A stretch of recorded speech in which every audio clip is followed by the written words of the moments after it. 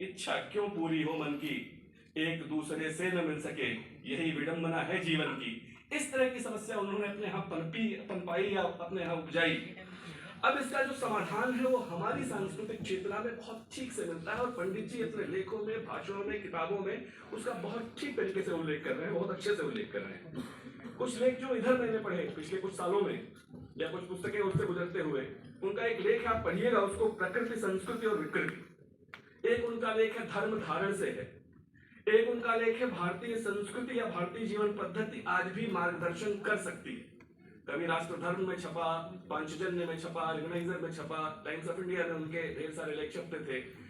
इन लेखों को संकलित करके तो प्रकाशित कर दिया गया है, उसको पढ़िएगा। वास्तव में भारत दुनिया का, अगर हम सांस्कृतिक चेतना की बात कर रहे हैं मेरे युवा साथियों, वास्तव में भारत दुनिया का प्राचीनतम जीवंत सांस्कृतिक राष्ट्र है।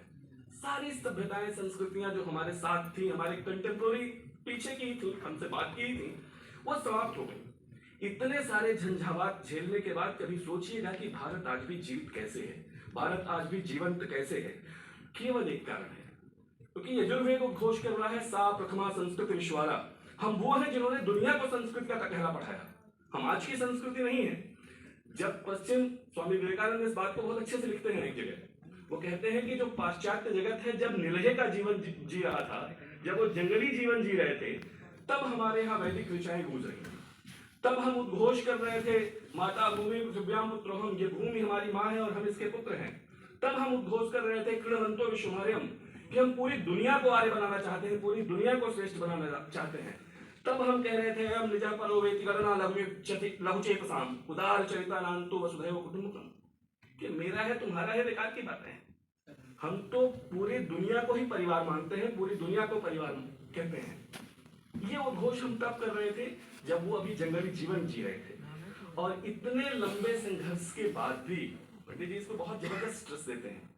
वो कहते हैं कि हमारे यहाँ कितने सारे आघात हुए, शक आए, हुण आए, यवन आए, कुषाण आए, पहलव आए, पार्थियन आए, तुर्क आए, मंगोल आए, मुस्लिम आए, तब से लेके अंग्रेजों तक। आप देखो इतने सारे आघात सहकर भी अगर हम आज भी जीवित हैं और एक बार फिर से अपने को रिक्लेम कर पाने की स्थिति में है मेरे युवा मित्रों, कि आपसे जब बात होती है और आंख में आंख डालकर मैं कहता हूं कि 25 साल आपके जीवन का स्वर्ण काल है, आप इस 22-25 साल की उम्र में हैं।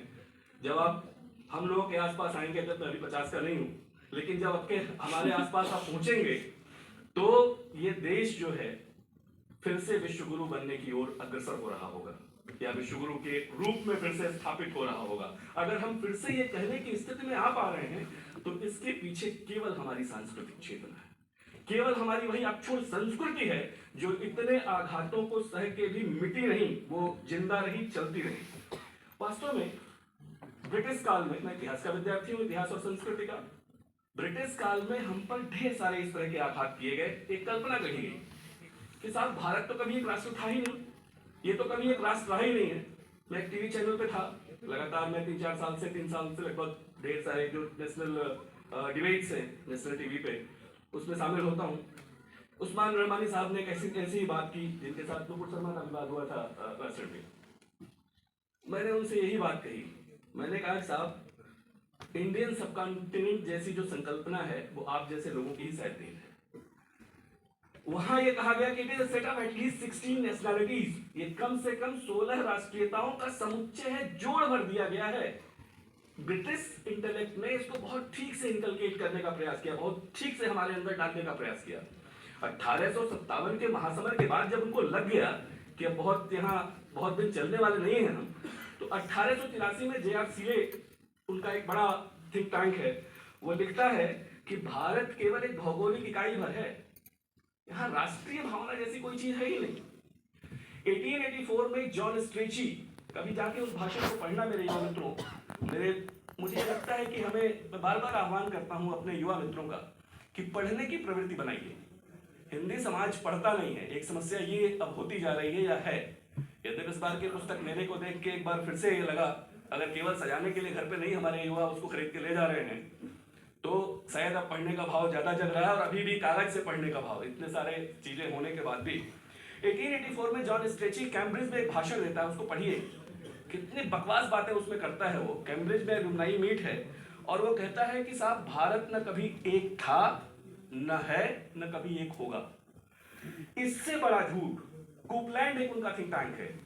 कुपलैंड लिखता है कि भारत में तो जो सांस्कृतिक चेतना आई है, राजनीतिक चेतना आई है, जो राष्ट्रवाद की भावना आई है, ये अंग्रेजी राज की ही संतति है। इसके पहले तो ये सब कुछ था ही नहीं।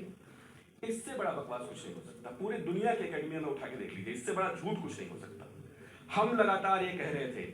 आज भी जो नेशन की परिभाषा है, मैं यही बात रहमानी साहब से मैंने कहा आज भी पूरी दुनिया की में जो नेशन की परिभाषा है, राष्ट्र की परिभाषा है मेरे युवा साथियों, वो यही है ना, nation is nothing but a feeling of oneness.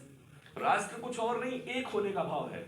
और हमारे यहाँ 1600 साल पहले जब विष्णु पुराण रचा जा रहा था, तब हम चिल्ला के कह रहे थे उत्तरम यत् समुद्रस्य हिमाद्रैश्चैव दक्षिणम वर्षम तद भारतम नाम भारतीय संतति।